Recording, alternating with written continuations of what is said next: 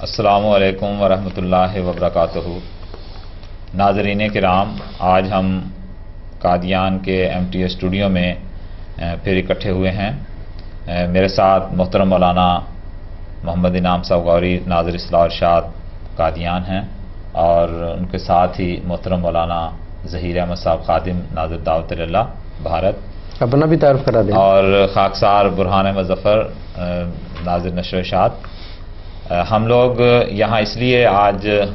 اکٹھے ہوئے ہیں کہ ہم حضرت مسلح موعود رضی اللہ تعالیٰ عنہ کے اس دور کے بارے میں کچھ ذکر کریں جو آپ کے انتخاب خلافت سے شروع ہوتا ہے۔ دراصل حضرت خلیفۃ المسیح اول رضی اللہ تعالیٰ عنہ کی وفات قادیان میں، جو کہ محترم نواب محمد علی خان صاحب کی کوٹھی ہے، جسے کوٹھی دارالسلام کہا جاتا ہے، اور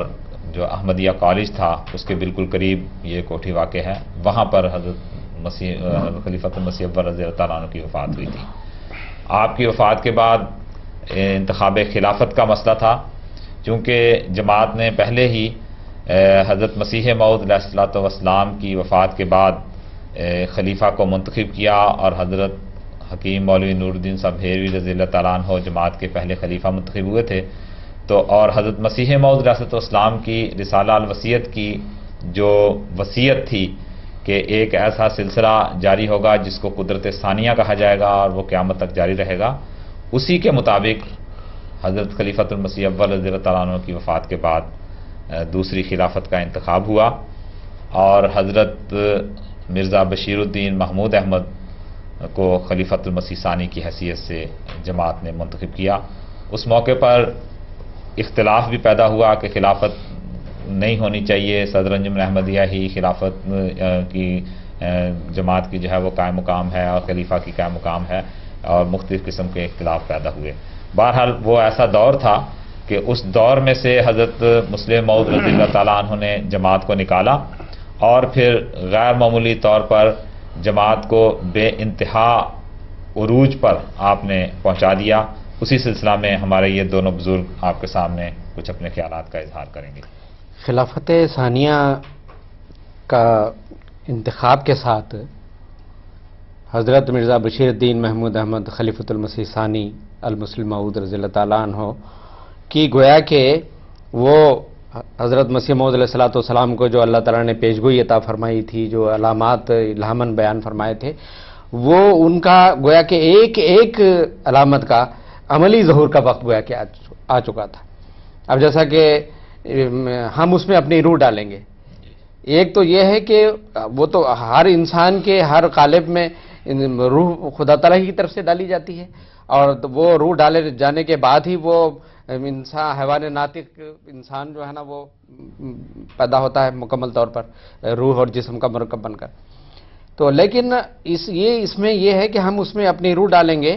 تو یہ جو خلق آخر ہے، یہ روحانی جو پیدائش خلافت کے بعد خاص طور پر، اب دیکھیے 25 سال کی عمر تھی، اور آپ کے سامنے بڑے بڑے جید صحابہ حضرت مسیح موعود علیہ الصلوۃ والسلام کے علم کے لحاظ سے، عمر کے لحاظ سے مولوی محمد علی صاحب اور خواجہ کمال الدین صاحب اور ڈاکٹر یعقوب بیگ صاحب اور بہت سارے جو تھے بزرگ، تو وہ عمر کے لحاظ سے بھی اور حضرت مسیح موعود علیہ الصلوۃ والسلام کے بڑے صحابہ ہونے کے لحاظ سے بھی اور عمر کے لحاظ سے بھی آپ کی عمر بہت تھوڑی تھی، اور آپ کی جو دنیاوی جو قابلیت تھی، جو علم تھا، وہ بھی بالکل محدود تھا۔ مولوی محمد علی صاحب ایم اے تھے، اور اسی وجہ سے قرآن مجید کی انگریزی ترجمہ اور تفسیر کا کام ان کے جو ہے وہ سپرد کیا گیا تھا۔ تو اس لحاظ سے جب آپ کو جماعت نے خلیفۃ المسیح ثانی کے طور پر منتخب کیا، تو یہ جو بڑے بڑے سرکردہ اصحاب سمجھے جاتے تھے، تو انہوں نے کہنا شروع کیا کہ یہ تو ایک بچہ ہے، ایک نوجوان ہے، یہ کیا کرے گا، اور یہ جماعت کو جو ہے گویا کہ اب تباہی کی طرف لے جائے گا، ایسے خیالات پیدا ہو رہے تھے۔ دراصل یہ جو ہے نا کہ خلافت کے انتخاب کے موقع پر یہ باتیں آئیں کہ یہ کل کا بچہ ہے، اصل میں مولوی محمد علی صاحب اور خواجہ کمال الدین صاحب یہ صدر انجمن احمدیہ کے چونکہ ممبر تھے، ایک سیکٹری تھے، صدر تھے، اور حضرت خلیفۃ المسیح اول رضی اللہ تعالیٰ عنہ کی جو نظر تھی وہ حضرت مسلح موعود رضی اللہ تعالیٰ عنہ پر تھی، اس لیے کہ وہ جانتے دیکھ رہے تھے کہ حضرت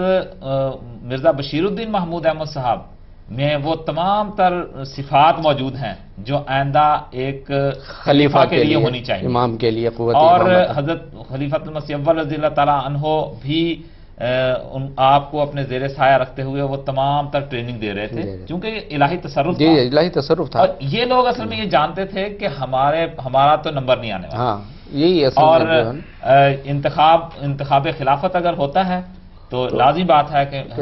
بشیر الدین محمود احمد ہو جائیں گے، یہی خلیفہ ہوں گے، دوسری بات یہ بھی اس ہے لیے نا انہوں نے یہ اختلاف شروع کیا اور خلیفۃ المسیح اول کے زمانے میں ہی شروع کر دیا۔ تو یہی میں عرض کرنا چاہتا ہوں، خلیفۃ المسیح اول کے زمانے میں ہی اندر ایسی ریشہ دوانیاں شروع کر دی کہ حضرت خلیفۃ المسیح اول رضی اللہ تعالیٰ عنہ کے بعد میں بہت سارے ایسے خطبات ہیں جن سے پتہ لگتا ہے کہ حضور کو بہت تکلیف پہنچی تھی ان کی ان باتوں سے جو مختلف جگہ پر۔ اور میں اس موقع پر ایک بات عرض کرنا چاہتا ہوں اضافہ علم کے لیے آپ کے، کہ حضرت مسیح موعود علیہ السلام کو بھی دراصل اللہ تعالیٰ کی طرف سے اس بات کا علم تھا، لیکن حضور نے اس کا اظہار ان لوگوں پر نہیں فرمایا،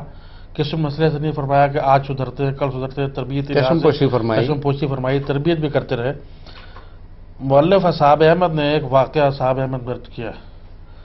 کہ حضرت مسیح موعود السلام نے ایک مرتبہ اپنے صحابہ کی دعوت کی،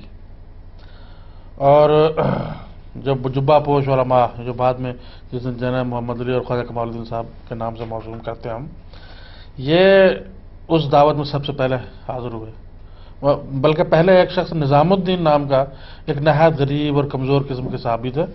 وہ اس دعوت میں سب سے پہلے آئے کہ آج حضرت مسیح علیہ السلام صاحب بیٹھ کر کے آپ کے قرب میں بیٹھ کر میں کھانا کھاؤں گا۔ لیکن جب انہوں نے دیکھا کہ مولانا محمد علی صاحب آئے ہیں، بڑے صحابہ میں ان کا تھا شمار، وہ پیچھے ہٹ گئے، پھر وہ خواجہ کمال الدین صاحب آ گئے، یعقوب الرحمان صاحب آ گئے، اور دوسرے لوگ صحابہ آہستہ کھسکتے جوتیوں تک پہنچ گئے۔ حضرت مسیح علیہ السلام معلوم ہوتا کہیں سے نظارہ دیکھ رہے تھے، کھانا آیا، حضور نے ایک کٹوری لی، اس میں تھوڑی دال ڈال لی اور چند روٹیاں اٹھا لیں، اور اپنے اس صحابی کو نظام الدین صاحب کو ان جوتیوں کے پاس اٹھا لیا اور فرمایا کہ آؤ میاں نظام الدین، آج میں اور تم دونوں ایک ہی جگہ بیٹھ کھاتے اور آپ الگ حجرے میں چلے گئے، چلے گا وہاں۔ یہ واقعہ جو ہے یہ ان علماء کو اگر نصیحت حاصل کرنے کے لیے بہت کچھ تھا، اگر سمجھتے وہ یہ سمجھتے، جیسے انہوں نے کہا مولوی صاحب نے فرمایا کہ یہ کہا کہ 25 سال کا بچہ یہ تو خلافت کے نام سے بھی واقف نہیں ہے، خلافت امور خلافت کیا چلائے گا۔ حضرت مسیح علیہ السلام نے نظام الدین صاحب کو اٹھا کر کے گویا یہ ثابت کرنے کی کوشش فرمائی کہ دین کا نظام جیسے تم کمزور سمجھتے ہو،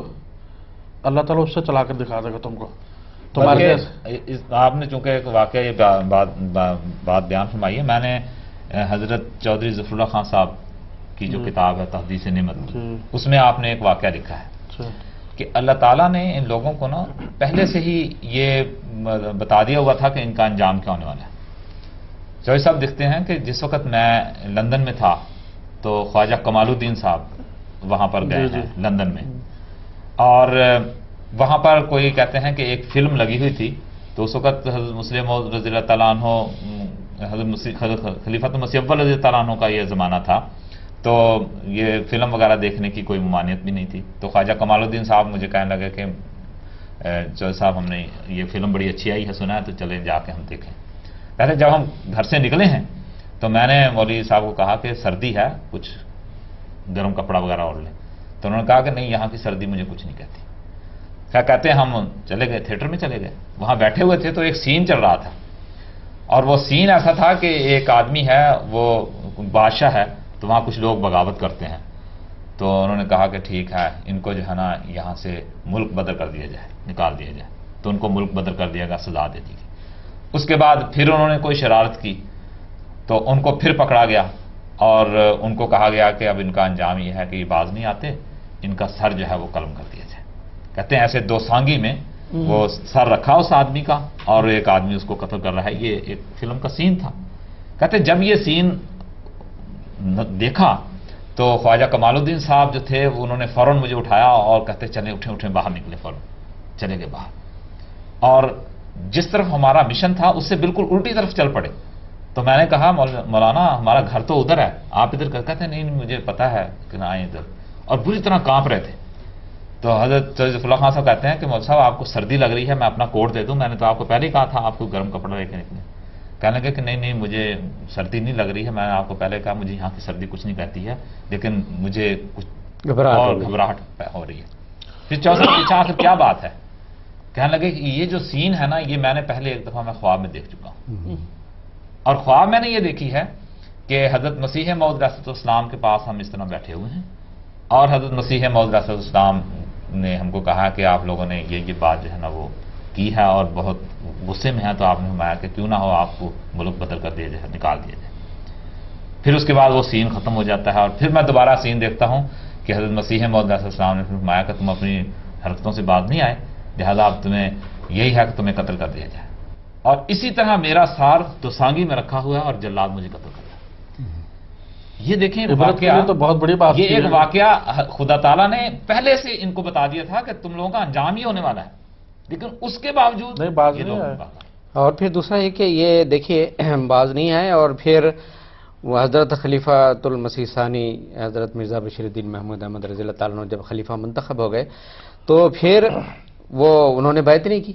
اور سب کچھ آپ کو علم ہے کہ یہ یہاں سے لے کر خزانہ خالی کر کے تو لاہور چلے گئے, اور اس وقت یہ کہتے تھے کہ 95% ہمارے ساتھ ہے, 5% میاں محمود صاحب کے ساتھ. تو آپ اندازہ لگائیے کہ 25 سال کے نو عمر اور جو سرکردہ انجمن کے ممبران تھے وہ الگ ہو گئے, اور یہ پروپیگنڈا ہو گیا, اور سارا پھر انہوں نے جو ایک ٹریکٹ چھاپا ہوا تھا حضرت خلیفہ اول رضی اللہ تعالیٰ عنہ کی بیماری ہی کے ایام میں, وہ ساری جماعتوں میں پھیلا دیا, اور ایسی ریشہ دوانی چل رہی تھی کہ خلافت کی کوئی ضرورت نہیں. تو یہ سارے ایسے ہنگامے کو حضرت مسلم موعود رضی اللہ تعالیٰ عنہ نے خداداد فراست کے ساتھ قابو کیا, اور پھر ایک سب سے پہلے ایک آپ نے ٹریکٹ لکھا کہ خدا کون ہے جو خدا تعالیٰ کے کام کو روک سکے, اور اس میں پھر بتایا کہ خلافت کا خلیفہ کا کیا مقام ہوتا ہے, کیسی تائید و نصرت ہوتی ہے. پھر اس کے بعد اللہ تعالیٰ کے فضل و کرم سے ایسا جو ہے وہ پانسا پلٹا کہ وہ جو 5% تھے وہ 95% ہو گئے, جو 95% کہلاتے تھے وہ 5% باقی نہیں رہے. جام اتنا خطرناک ہوا ہے. تو اس وقت بھی میرے پاس ایک لاہور کے ہیں فیض احمد صاحب, وہ میرے پاس بمبئی آیا کرتے تھے. میں نے اس وقت ان سے یہ بات کہی, میں نے کہا کہ آپ تھے 95%, ہم تھے 5%, آپ لوگ کہا کرتے تھے, تو اب وہ 5% کتنے فیصد ہو گئے اور 95% کتنے رہ گئے ہیں, ذرا آپ نے کبھی غور کیا؟ تو کہتے ہیں نہیں اس وقت بھی ہم تھوڑے تھے, اب بھی ہم تھوڑے ہی ہیں. گویا کہ اب ان کو اس بات کا احساس ہے, لیکن یہ تو ایک ضمنی بات ہے. ایک بات اس میں یہ بہت واضح ہے کہ خلافت سے ہٹ کر قوم کبھی ترقی نہیں کر سکتی. آج امت مسلمہ کے بھی بگاڑ کے سب سے بڑی وجہ یہی ہے کہ کوئی ایک ایسا امام نہیں ہے جو سب کو متحد رکھ سکے, اور ہمارے سامنے واضح بات ہے کہ جنہوں نے خلافت سے انکار کیا, پیچھے ہٹے, ان کا بھی کچھ نہیں بچا. اصل میں خلافت کی عظمت اور خلافت کی ضرورت, خلافت کی برکات کے مضمون کو یعنی اجاگر کرنے کے لیے یہ ممکن ہے. خلافت کا جو جماعت میں ظہور ہوا ہے نا, یہ ایک بہت بڑا موازنہ مطلب ہے تتبین, وہ ہے نا کہ ضد اپنے ازداد کے ذریعے سے چیزوں کی حقیقت پہچانی جاتی ہے. رات نہ ہو جب تک دن کی قدر نہیں ہوتی, تو اس طرح جو ہے یہ ممکن ہے خلافت جو ہے خلافت کی عظمت کو ظاہر کرنے کا موجب بنے ہیں. واقعی بہت بڑی بات ہے. رضی اللہ تعالیٰ عنہ نے دیکھیں خلافت پر متمکن ہونے کے بعد وہ جو قرآن کریم کی آیت ہے نا کہ جو یہ حالت ہے اس کو امن میں خوف کی حالت کو امن میں بدل دے گا. واقعی جماعت کی وہ جو خوف کی حالت تھی خلافت کے تابع خوف. اور حضرت مسلم موعود رضی اللہ تعالیٰ عنہ نے سب سے پہلے کام جو کیا وہ آپ نے کیا کیا کہ 13 اپریل سن 1914 کو آپ نے ایک علماء دین کی ایک کانفرنس بلائی, اور باقاعدہ اس میں مشورے ہوئے, اور مشورے ہونے کے ساتھ ہی اس میں یہ طے پایا کہ آئندہ جو اسلام کی ترقی کے لیے ہم نے کام کرنے ہیں اس میں بنیادی کن باتوں کی طرف ہمیں جو ہے وہ توجہ کرنی پڑے گی. تو آپ نے بہت لمبی تفصیل ہے اس کانفرنس کی, مشورے ہوئے, آپ نے اس میں تقریر کی. اس میں جو چیزیں طے پائیں اس کانفرنس میں وہ یہ تھی کہ حضرت مسلم موعود رضی اللہ تعالیٰ عنہ کے ذہن میں یہ بات تھی کہ ہم نے تو دنیا کے کونے کونے میں پھیلنا ہے. حضرت مسیح موعود علیہ السلام کا الہام ہے کہ میں تیری تبلیغ کو زمین کے کناروں تک پہنچاؤں گا. ہمیں تو دنیا کے باہر کے ملکوں میں جانا ہے اور ان ملکوں کی زبانیں سیکھنی پڑیں گی. تو آپ نے اسی وقت ارشاد فرمایا کہ لوگوں کو مختلف ملکوں کی زبانیں سکھائی جائیں. ایک تو آپ نے اس میں مشورے کے بعد یہ اس میں طے پایا. پھر اس کے بعد آپ نے یہ اس بات کی طرف توجہ دلائی کہ زکوٰۃ اور چندے کا نظام یہ مضبوط کیا جائے, کیونکہ جب یہ لوگ علیحدہ ہو گئے ہیں اور یہاں سے یہ لوگ سارا خزانہ لے کر لاہور چلے گئے ہیں، تو ان لوگوں نے اپنے نمائندے جماعتوں میں بھجوانے شروع کر دیے. پہلے سے سرکولر بنا کے رکھے ہوئے تھے، وہ جماعتوں میں بھجوانے شروع کر دیے کہ اصل صدر انجمن احمدیہ لاہور میں ہے، لہذا آپ چندے لاہور میں بھیجیں. اصل صدر انجمن احمدیہ وہاں ہے، لہذا یہ سارا انتظام وہاں. تو حضرت مسلم موعود رضی اللہ عنہ نے زکوٰۃ اور چندے کے نظام کو مضبوط کرنے کے لیے اس میں مشورے دی. اور پھر جماعتی نظام کو آپ نے مختلف وزارتیں اور شعبے قائم کیے. یہ بھی ہوئی بعد میں. پھر اس کے علاوہ آپ نے یہ کہ تعلیمی لحاظ سے جماعت کو کس طرح سے ترقی دینی ہے، کیونکہ جب تک ہم تعلیم میں ترقی نہیں پائیں گے اس وقت تک ہم دنیا میں کوئی کام نہیں کر سکتے. پھر آپ نے ایک کالج کے قیام کی تحریک فرمائی کہ فوری طور پر ایک کالج ہمارا اپنا ہونا چاہیے جس میں ہمارے لوگ جو ہیں وہ تیار ہوں اور دنیاوی علم بھی حاصل کریں اور دینی علم بھی حاصل کریں. اور نہایت نامساعد حالات میں یہ منصوبے بن رہے ہیں. بالکل. سو کوئی حالات یہ بھی ساتھ ملحوظ رکھنا ضروری ہے. اور پھر آپ نے ایک انجمن قائم فرمائی جس کا نام آپ نے رکھا انجمن ترقی اسلام، اور اس کے سپرد سارے ایسے کام کر دیے کہ آپ نے اجازت لے کر یہ بتانا ہے کہ ہم نے اسلام کو کس طرح سے ترقی دینی ہے، کن کن چیزوں کی ہمیں ضرورت ہے. تو یہ آپ کی وہ فراست تھی جو خلافت پر متمکن ہونے کے ساتھ ہی آپ نے جماعت کے نظام کو مضبوط کرتے ہوئے جماعت کے سامنے یہ بات. تبلیغ اسلام کے متعلق جو منصوبے حضور نے مرتب فرمائے اس میں میں نے پڑھا تو ایک بڑی دلچسپ بات سامنے آئی کہ حضور نے فرمایا کہ مجھے کچھ ایسے نوجوانوں کی ضرورت ہے جو تبلیغ اسلام کے لیے اپنا سب کچھ قربان کر کے میدان میں آ جائیں. اور فرمایا کہ 5 ایسے نوجوان چاہیے جو سارے پنجاب کا سائیکل پر سفر کر کے صرف سروے کریں. تبلیغ کرنا ان کا کام نہیں،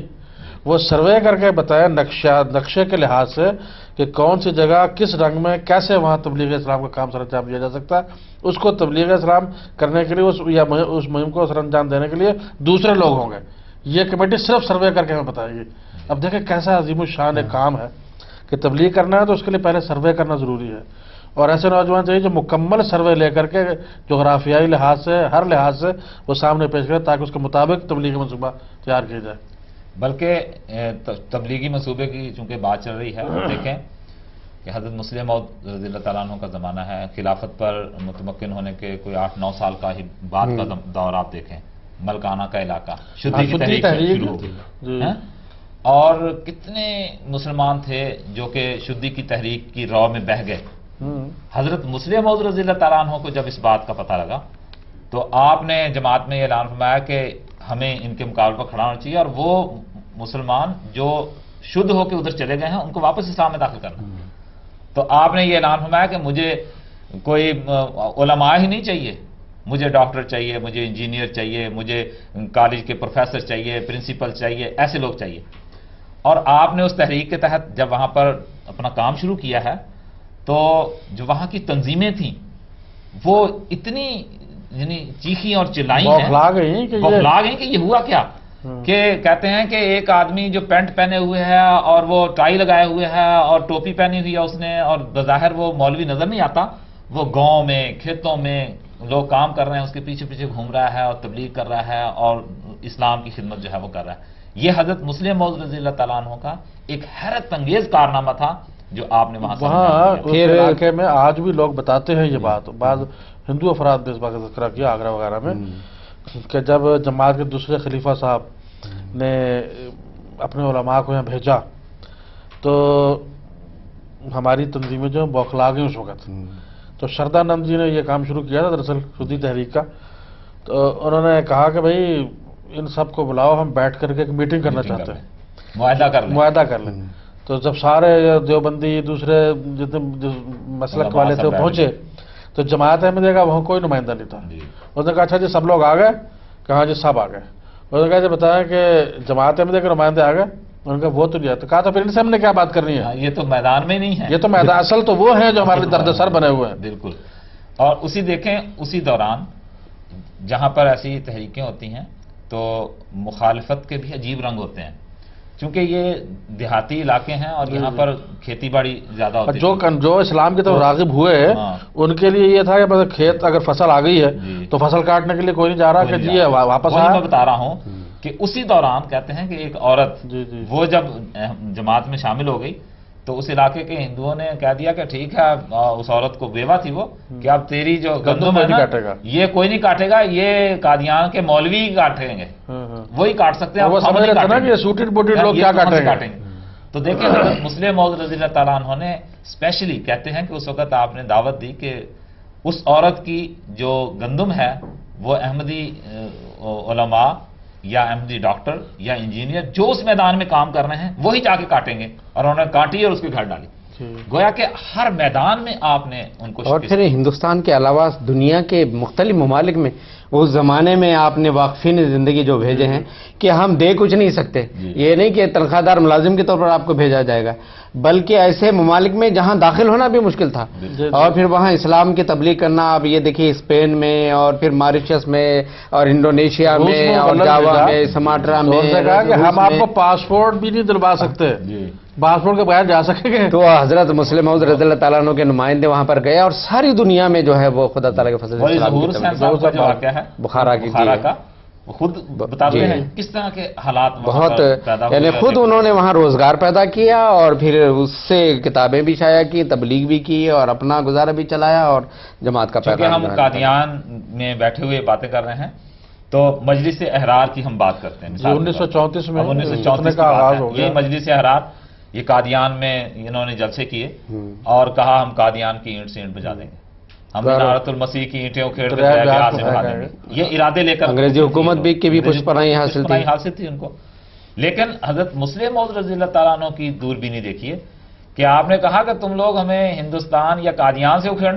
کے پھینکنا چاہتے ہو، آپ نے ان کے مقابلے میں تحریک جدید کا فرمایا کہ اس ابتلا کے دور میں زمین نکلتا دیکھتا ہوں، اور ایسی زمین نکلی کہ یہاں اب کوئی احراری کم از کم قادیان میں تو نظر نہیں آتا۔ ایک مسجد تھی، آپ کو یاد ہوگا، ایرانیوں کی چھوٹی سی، بہرحال مسجد تو مسجد ہوتی ہے، ہمارے لیے قابل احترام ہے وہ جگہ، لیکن انہوں نے جو جیسا کیا اس کا پھر دیکھیں کیسا بدلہ پایا۔ ایک لمبا عرصہ جو ہے وہ وقف بورڈ کے قبضے میں رہی، اس کے بعد اللہ کے فضل ہماری جماعت کی جو قادیان کے مساجد ہیں وہ سب جماعت کے پاس موجود ہیں۔ اس کے بعد اس مسجد میں وہ بیکری بن گئی، بیکری کے بعد وہ کسی نے اس کو لے لیا تو استبل بنا لیا، گھوڑے گدھے سے باندھتے رہے، اور اب وہ بالکل منہدم ہو کر کے تو مکان بن گئے۔ ان کے پاؤں طرح سے ایسے زمین کھسکی، منارۃ المسیح اللہ کے فضل آب کس طرح ایک کہنے کا مقصد یہ تھا کہ وہ لوگ تو یہ منصوبے لے کر اٹھے تھے، لیکن حضرت مسلم موعود رضی اللہ تعالیٰ عنہ نے تحریک جدید کی ایک تحریک عظیم الشان، اور اس کا مقصد یہ تھا کہ اس سے بیرونی ممالک میں اور مبلغین تیار کیے جائیں اور بیرون ممالک بھیجے جائیں کہ تم کہتے ہو ہم ہندوستان میں تمہاری آواز نہیں اٹھنے دیں گے، میں اس آواز کو ساری دنیا میں پھیلا دوں گا۔ اور اس عظیم الشان تحریک کے نتیجہ میں اللہ تعالیٰ کے فضل سے آج دنیا کے 186 ممالک ہیں جہاں پر آج خدا کے فضل سے جماعتیں قائم ہو چکی ہیں، ساری تحریک جدید کی ہی مسلم موعود رضی اللہ تعالیٰ عنہ کی طرف سے قائم کردہ یہ تحریک جدید کا ہی پھل ہے۔ پھر اندرون ملک وقف جدید کا تو بہت ساری ایسی بے شمار تحریکیں، اور پھر دوسرا ہے کہ جماعت کو دیکھیے ساتھ ساتھ یعنی بیرونی اندرون ملک اور بیرون ملک تبلیغ، اسلام کی تبلیغ و اشاعت، قرآن مجید کی اشاعت، اور اس کے ساتھ ساتھ پھر جماعتی نظام کو، جماعت میں قضاء کا نظام قائم فرمایا اور مختلف نظارتیں اور شعبے قائم فرمائے، شورا کا نظام قائم فرمایا،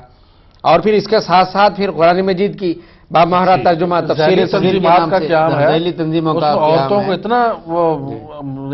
عورتوں کو بھی نظر انداز نہیں کیا، بالکل ان کی بھی تنظیم قائم فرمائی، بوڑھوں کے لیے انصار اللہ، خطاب الاحمدیہ نوجوانوں کے لیے، بچوں کے لیے اطفال الاحمدیہ، منظم ایسا منظم نظام جماعت کا۔ ایک اور بڑا عظیم الشان کام جو آپ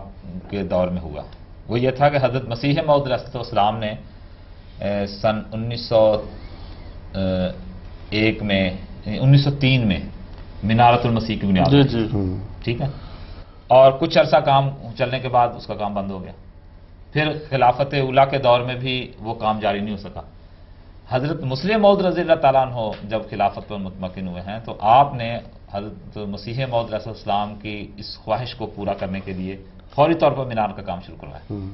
سن 1914 میں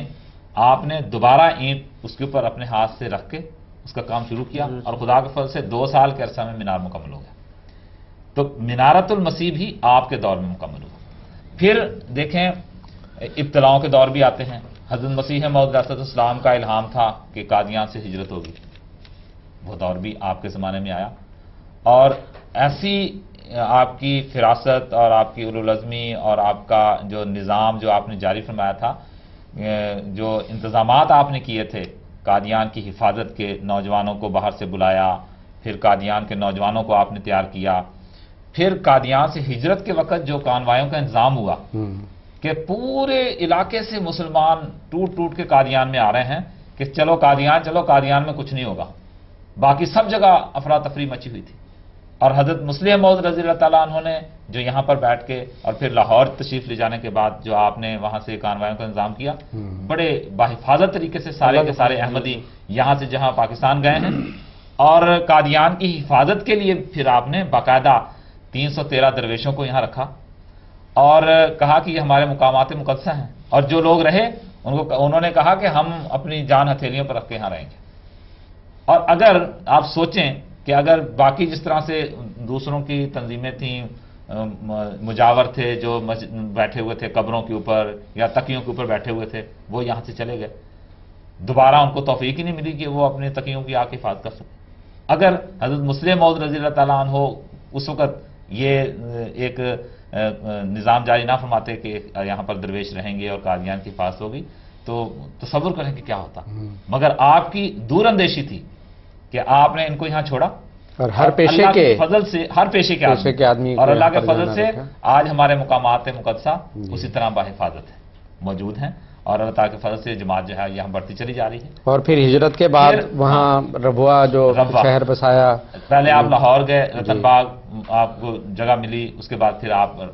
ربوہ گئے ہیں۔ ربوہ جو اب شہر بسا ہے، حضرت مسلم موعود رضی اللہ تعالیٰ عنہ کی دین ہے وہ کہ ربوہ جو شہر ہے وہ بہت بڑا ایک کارنامہ ہے آپ کا ربوہ عظیم الشان شاہکار جی حضرت مسلم موعود رضی اللہ تعالیٰ عنہ کا تو کا قیام بالکل۔ اور پھر جو ربوہ میں آپ نے ساری صدر انجمن احمدیہ جی جی جو کام یہاں جاری تھے وہ سارے کے سارے کام جو ہے وہاں پر جاری ہوئے۔ اس میں ایک بات اور بھی سامنے آتی ہے، ابھی غیر مباین کا ذکر آیا تھا کہ یوں تو کہتے تھے کہ ہم حضرت مسیح علیہ السلام کے بڑے ہی ماننے والے، ان کے احترام کرنے والے، لیکن اس کا یہ خیال کسی کو نہیں آیا کہ مزار مبارک حضرت مسیح علیہ السلام قادیان میں ہے، تو کیا ہم اس کی حفاظت کے لیے یہاں رہے کہ نہ رہے؟ یہ کام اللہ تعالیٰ نے حضرت مسلم موعود کے ذریعہ لیا۔ یہ بڑا عبرتناک پہلو ہے، اگر آپ دیکھیں آپ نے اس موضوع کو چھیڑا ہے، اتنا عبرتناک پہلو ہے کہ وہ اپنے آپ کو حضرت مسیح موعود علیہ السلام سے وابستہ اور اپنے آپ کو احمدی کہلاتے ہیں، لیکن حضرت مسیح موعود علیہ السلام کی نہ صرف انہوں نے تعلیمات کو چھوڑا، عقائد کو چھوڑا، بلکہ حضرت مسیح موعود علیہ السلام کے مولد اور مسکن اور مدفن قادیان دارالمان کو چھوڑا، حضرت مسیح موعود علیہ السلام کی ذریت کو چھوڑا، یعنی کچھ بھی باقی نہیں رہا۔ مجھے سمجھ میں نہیں آتا کس لحاظ سے یہ اپنے آپ کو حضرت مسیح موعود علیہ السلام شمار ہی نہیں کہ مجھے تو نہیں نظر آتا کہ کہیں کوئی غیر مبین میں اکا دکا ہندوستان میں کوئی ہو تو میں کہہ نہیں سکتا۔ چونکہ ایک سلسلہ بات کا چل رہا ہے، مجھے ایک اور بات یہ یاد آ گئی کہ دیکھیں حضرت صلی اللہ علیہ وسلم کی ایک پیش گوئی ہے کہ جو مسیح ہے وہ دمشق کے مینارے کے قریب اترے گا۔ حضرت مسلم موعود رضی اللہ تعالیٰ عنہ کے زمانے میں کہ آپ کے ذریعے سے یہ پیش گوئی بھی پوری ہوئی کہ جب آپ برطانیہ تشریف لے گئے ہیں اور واپسی میں جب آپ دمشق میں اترے تو آپ کا جس ہوٹل میں قیام تھا وہ وہاں کا جو مینار ہے، دمشق میں ایک مینار تھا، اس کے مشرقی جانب تھا، اور باقاعدہ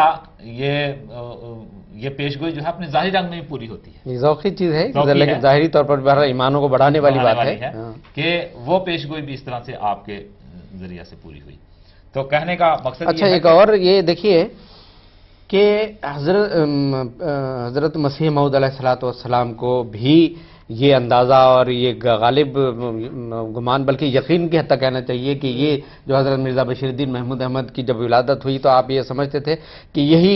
مسلم موعود کی پیش گوئی کا مصداق ہے، چنانچہ تفاعل کے رنگ میں بشیر اور محمود آپ نے نام رکھے۔ اور پھر آپ کے بعد حضرت خلیفہ اول رضی اللہ تعالیٰ عنہ کو بھی اس بات پر یقین تھا کہ یہی میاں محمود ہی مسلم موعود ہے، بلکہ آپ فرماتے تھے تم دیکھتے نہیں ہو کہ ہم کس طرح ان کے ساتھ پیش آتے ہیں، تو آپ جو ہے وہ بس پڑھاتے جاتے تھے اور بہت ہی احترام کیا کرتے تھے، اور پھر بڑے بڑے صحابہ بھی یہ سمجھتے تھے، اور پھر جب آپ خلیفہ بنے ہیں اور